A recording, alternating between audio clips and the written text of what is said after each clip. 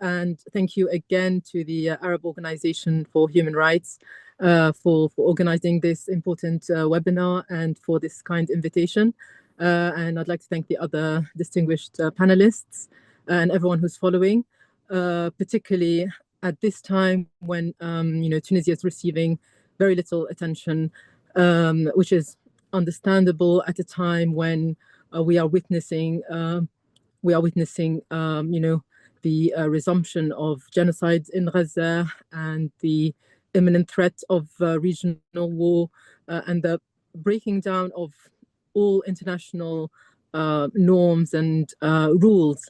But it's important, I believe, to remember that our countries and our struggles are interconnected, and that what happens in one country can have far-reaching repercussions, as the example of Tunisia 14 years ago has shown with the revolution in Tunisia that inspired uprisings beyond its borders across our region. Obviously, since then we have seen setbacks, but even in the common achievements and setbacks in all those uprisings, we can see the interconnectedness of our region, and it's important to pay attention to all the the patterns and changes happening in our countries.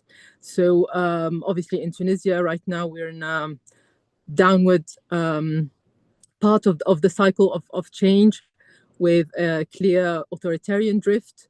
Obviously, after the coup of 25th of July 2021, there were diverging analyses and assessments of what was happening. But right now, I think we have all come to the consensus that what happened was a coup against Tunisian democracy, and an attempt to take Tunisia back to the era of dictatorship of the pre-revolution. So obviously now we are seeing the return of the same methods, the return of repression, the return of systematic human rights violations, and the return and the growing number of political prisoners, unfortunately, something that we thought we had left behind us after the revolution. And I find myself talking about my father once again as a political prisoner, something he had experienced before the revolution under previous dictatorships in his 40s. But now, as the Speaker of Parliament, that was unconstitutionally suspended and dissolved by Kais Saied, and as a leader of the largest political party in Tunisia. At the age of 83, my father is in prison once again. He has been in prison for 2 years now, since the 17th of April 2023, when he was arrested on the 27th night of Ramadan from our family home, just before the breaking of the fast, for the charge of statements he had made 2 days previously at the headquarters of the National Salvation Front, during which he called for national unity, and he stressed that Tunisia needs all its diverse political and intellectual trends, and that anyone who tries to exclude or eradicate any trend, be it leftists or nationalists or secularists or Islamists, would be laying the ground for civil war in Tunisia. So his statements were manipulated, and he was arrested for the charge of incitement to violence. But for that charge, he has still not been tried. There has been no trial for that particular case. But for other cases, he has been sentenced in 3 separate cases for different politically motivated and fabricated charges to 15 months, 3 years, and most recently 22 years in prison. And there are more cases. There are 10 separate cases against my father. And the list is growing. There have been new cases that are being opened and initiated against him. So Kais Saied does not seem to be satisfied with the nearly 30 years prison sentences issued against my father. And the reason my father is being targeted, as well as dozens of other political leaders, as well as judges, journalists, bloggers, and hundreds of others, ordinary Tunisians who just express criticism on social media. They are being prosecuted under draconian new laws brought by Kais Saied after his coup for against anyone who opposes Kais Saied's policies and his determination to reimpose dictatorship in Tunisia and to dismantle all the institutions built after the revolution and to undo all the progress that was made and destroy all the freedoms that have been gained by Tunisians after the revolution and for which generations of Tunisians have sacrificed much. The return of human rights violations and the return of political prisoners in Tunisia obviously is a disappointment after so much progress being made after the revolution, but it is a sign that Tunisians are not accepting that this is the end of their revolution and they're not accepting the return of dictatorship. They are continuing to struggle to restore democracy in Tunisia. And we hope that anyone who shares these values of freedom and democracy would support the struggle of Tunisians.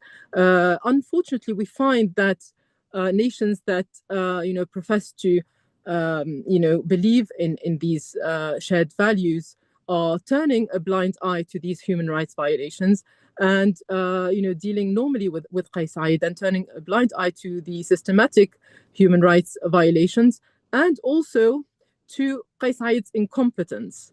So Kais Saied, who justified his coup on the basis that democracy is not delivering, that it's not bringing economic prosperity, and this convinced some people. He has proven now that he has not only destroyed the freedoms that Tunisians have gained and worked hard to establish, but he has also made the economic situation worse. Now unemployment is higher in Tunisia. Inflation has reached unprecedented levels. Basic goods cannot be found in Tunisia, and the atmosphere of lack of hope in Tunisia and lack of trust in the government is feeding a sense of despair among young people, particularly, and this is leading to the rise of the brain drain and the rise in migration, something that Europe is obsessed about. However, they seem to be rewarding the source of the problem, that is Kais Saied, and legitimizing his coup by dealing with him and by signing these illegitimate accords with Tunisia to control Tunisia's borders, which I believe will only make the situation worse. So, as I said, the struggle for democracy in Tunisia is continuing, and we are continuing to use all available avenues, as Kauthar was describing. We have lost any trust in the Tunisian judiciary after being controlled by the executive and being turned into a tool to repress the opposition. And the recent verdicts only prove that. So we are approaching the African Court on Human and People's Rights, the ICC, and sadly, Tunisia's reaction to that, instead of submitting to the rulings of the African Court, which are binding on Tunisia as a member. Recently, as you may have heard, Tunisia has withdrawn from the declaration that allows individuals and NGOs to submit cases at the African Court. And this is further proof of Kais Saied's incompetence and his determination to isolate Tunisia. Obviously, we cannot predict where things are going, but we see a return of the same pattern before the revolution of worsening situation on all levels, while there might be some outside Tunisia who are clinging to the myth that dictatorship can provide stability and prosperity. I think the Tunisian revolution has proven that completely unfounded, and we hope we don't have to return, go through the same cycle again. Thank you. Dr. Yusra, thank you very much for this touching input about what's happening in Syria and also what's happening to Dr. Ghannouchi. But I have some questions for you, Dr. Yusra. First of all, as I asked the Kauthar, when was the last time you met or heard from your father? I'm currently abroad, so I haven't spoken to my father since his arrest 2 years ago.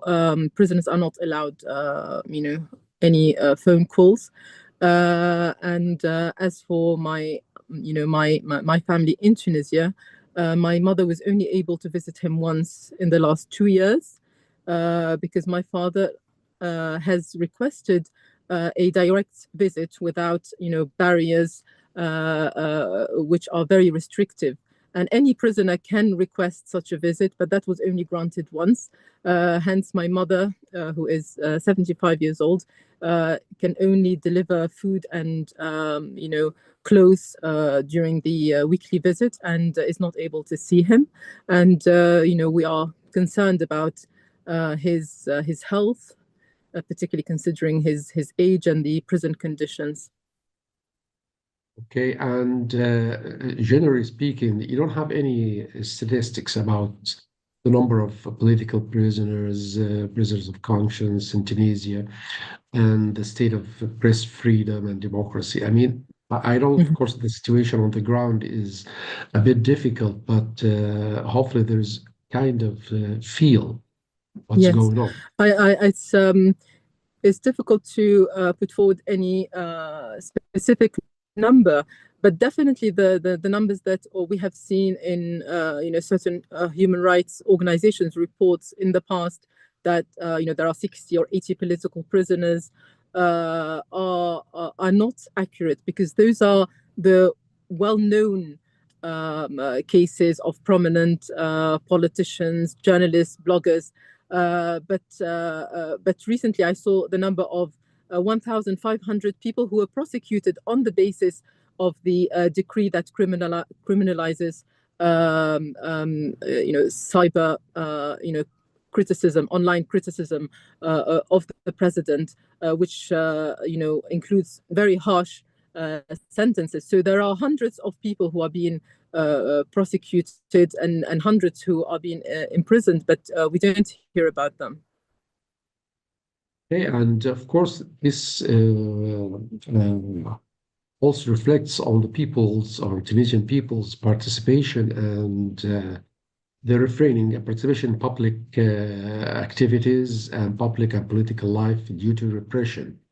Do you agree with that? Definitely. I mean, there's a return of fear in Tunisia, not to the same level as the pre-revolution era.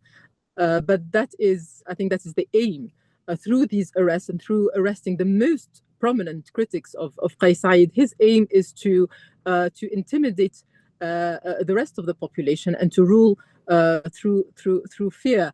I think the fact that there are still people who are protesting, criticizing the president, and people who are ready to sacrifice their freedom and risk prison shows that the revolution and the spirit of the revolution and the freedoms that Tunisians enjoyed after the revolution in terms of freedom of expression and association, they have not all gone away. People are still clinging to those freedoms.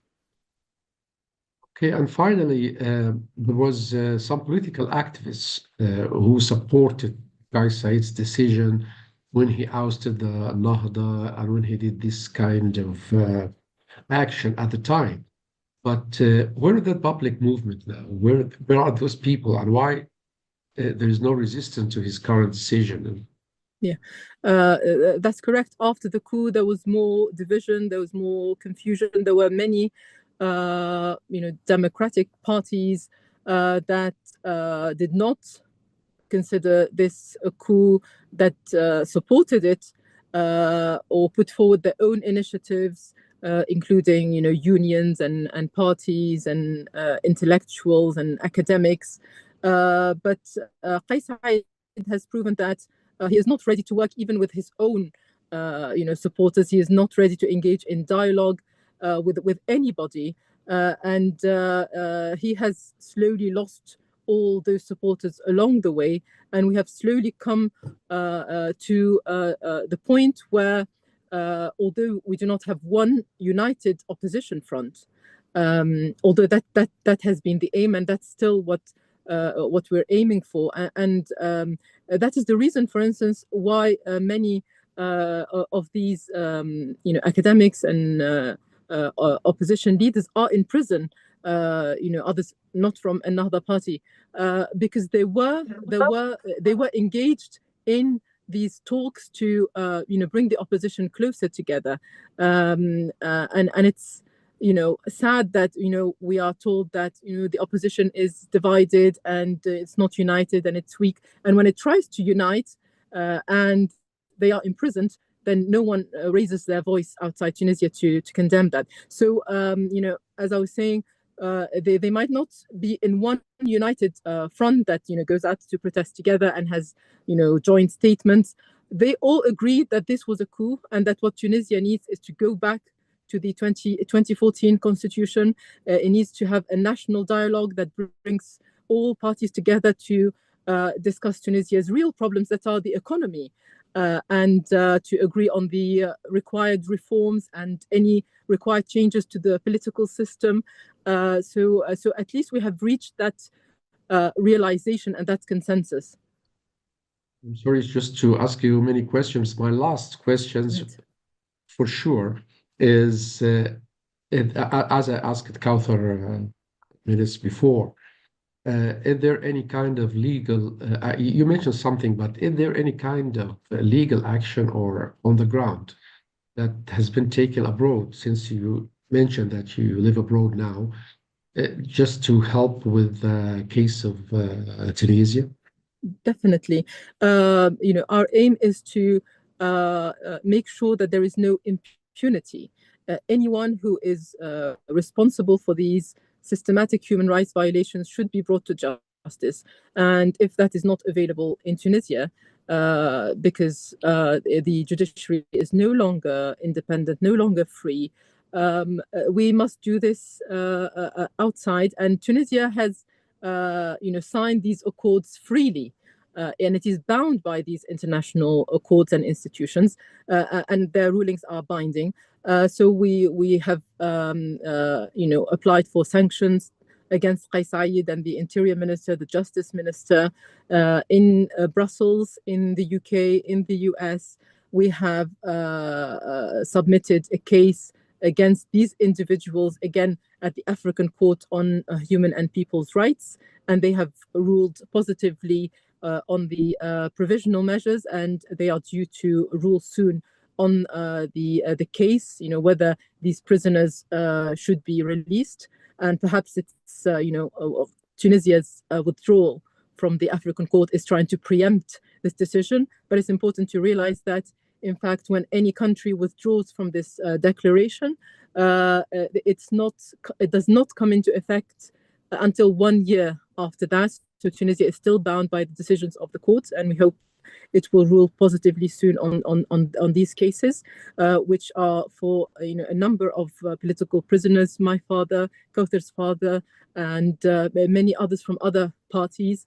And the same with the ICC. We have submitted a case, and we are waiting for that to progress.